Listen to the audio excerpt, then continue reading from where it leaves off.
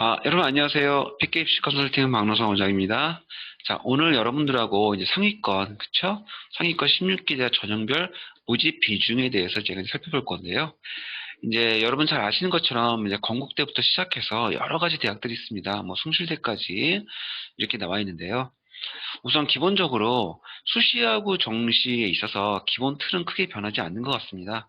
수시는 이제 6번을 모집을 하고요. 그리고 정시는 3번을 모집을 하게 됩니다. 수시는 이제 학생부 교과 전형, 그리고 종합 전형, 그리고 논술 전형, 그리고 특기 전형 이렇게 크게 4가지로 구분이 되고요. 자, 전형별로 살펴보시면 이제 교과 전형은 전체 한 11.9% 정도로 진행이 되고요. 학생부 종합 전형은 30.1% 정도, 그래서 소폭 줄었습니다. 논술 전형은 8.5%, 그리고 특기 전형이 3.9%.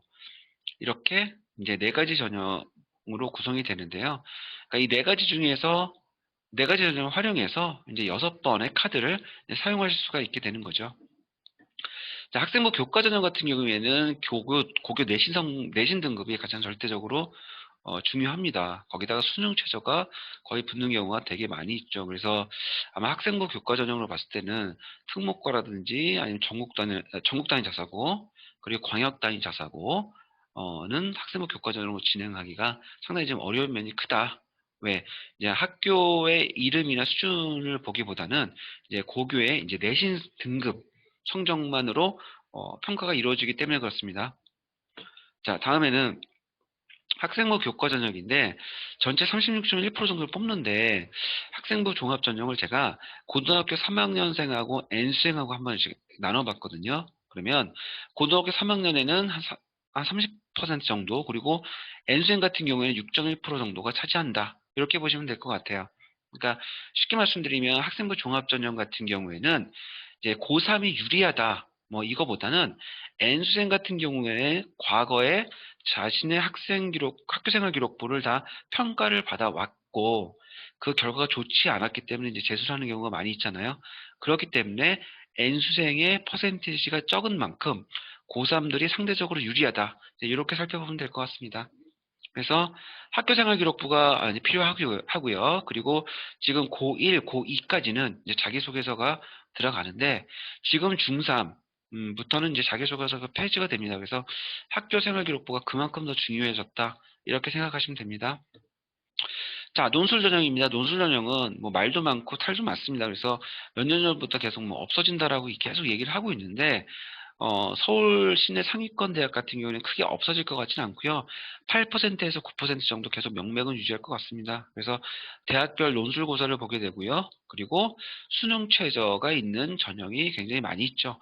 수능 최저가 이제 있는 논술 전형과 없는 논술 전형이 있는데 없는 논술 전형은 사실 이제 경쟁률이 거의 100대 1, 150대 1까지 이제 올라가기 때문에 가급적이면 수능을 준비를 해서 수능 최저가 있는 논술 시험을 보시는 게 유리합니다.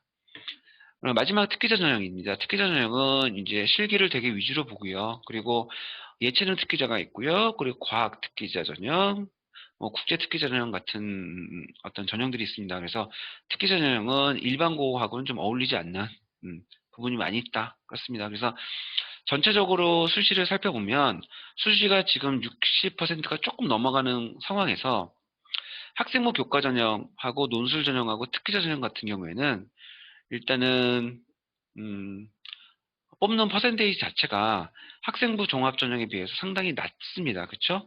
그렇기 때문에 저는 1순위는 그래도 학생부 종합 전형 쪽으로 좀 기울여야 된다. 그리고 일반고 같은 경우에는 2순위를 학생부 교과 전형 쪽으로 생각을 하시면 좋다. 이렇게 생각을 말씀드리고요. 교과 전형하고 특기 전형은 사실 특기 전형 같은 경우에는 이제 일반고는 사실 해당 사항이 없어서 저희가 이제 X를 이렇게 할 거고요. 논술 전형 같은 경우에는 이제 고3 때, 그쵸? 고등학교 3학년 때 6월 모의고사 뚜껑을 열어보고 거기에 맞는 수능 최저에 부합하는 이제 대학을 선정하는 것이 맞기 때문에 일단은 고등학교 1학년, 2학년 상황으로서는 학생부 교과 전형과 학생부 종합 전형, 즉 내신과 비교과 이렇게 생각하시면 될 것 같습니다. 참고적으로 학생부 교과 전형 같은 경우에 이제 많이 신설이 됐습니다. 그렇죠? 신설이 됐는데 학생부 교과 전형의 내신 등급이 중앙대 기준으로 해서 한 1.6등급 정도 되거든요. 중앙대 기준으로 해서 그렇죠? 1.6등급 정도가 됩니다. 그렇다고 하니까 사실은 학생부 교과 전형으로 해서 인서울을 한다, 이게 사실 좀 쉽지가 않죠. 그리고 그 정도 성적이라면 당연히 학생부 종합 전형으로 해서 서울에 있는 상위권 대학을 노릴 수가 있기 때문에 사실 학생부 교과 전형으로만 뭔가를 지원한다라고 하는 거는 조금 좀 부족하다, 이런 말씀 드리고요. 그 다음에 정시 한번 알아보겠습니다. 정시는 이제 수능 전형이죠. 그래서 전체 40% 정도를 뽑고 있습니다. 고3 같은 경우에 이제 14%, 그리고 N수행 같은 경우에 26%, 이렇게 제가 포션을 나눴습니다. 근데 이거는 N수행 같은 경우에가 재수생, 삼수생, 반수생을 포함하는 개념인데요. 보통 이제 상위권 16개 대학을 말할 때 여기서 보통 재수생이 차지하는 비중이 보통 65%가 넘어가거든요. 왜냐하면 이 16개 대학은, 그쵸? 보통 1등급하고 2등급, 모의고사 등급 기준으로 봤을 때 1등급하고 2등급 기준인 대학들입니다. 그렇기 때문에 이 등급에서는 재수생들의 궁극적인 목표가 바로 이 등급이다. 그렇기 때문에 이 등급에서는 현역하고 재수생과의 경쟁이 아주 치열한 이런 구간입니다. 그래서 작년도 같은 경우에 건국대학교 수능에서 정시 합격자가 73%까지가 이제 N수생이었잖아요. 그러니까 그런 걸 고려하면 40%라고 하더라도 이 중에서 3분의 1 정도는 현역이 가져가고 나머지 3분의 2 정도는 N수생 및 재수생의 몫이다라고 생각하는 게 일단은 좀 합리적인 추측이라고 생각이 듭니다. 자, 그러면 오늘은 상위권 16개 대학 전형별 모집 비용에 대해서 제가 알아봤고요. 다음 시간에 다른 주제로 다시 한번 찾아뵙겠습니다. 감사합니다.